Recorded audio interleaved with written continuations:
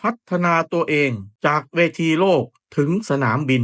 ยังอยู่ในวงการขนมญี่ปุ่นซึ่งได้กลายเป็น Luxury Soft Power ไปเป็นที่เรียบร้อยแล้วการส่งออกวัฒนธรรมไม่ได้ต้องใช้โฆษณาเสมอไปแต่มาจากรสชาติที่แท้จริงญี่ปุ่นใช้ขนมระดับพรีเมียมเจาะตลาดนักชิมไปทั่วโลกสิ่งที่เกิดขึ้นก็คือสนามบินกลายเป็นแกลเลอรี่ของหวานและญี่ปุ่นกลายเป็นศูนย์กลางรสชาติระดับโลกร้านฮาเดดะสตาร์แอนด์รักรวมขนมพรีเมียมจากเชฟชื่อดังทั่วญี่ปุ่นสิ่งที่พวกคนที่ผ่านไปผ่านมาได้เห็นก็คือของที่คุณทำในวันนี้ถ้ามีรสชาติจริงๆไม่แน่ว่ามันอาจจะพาแบรนด์ของคุณไปได้ไ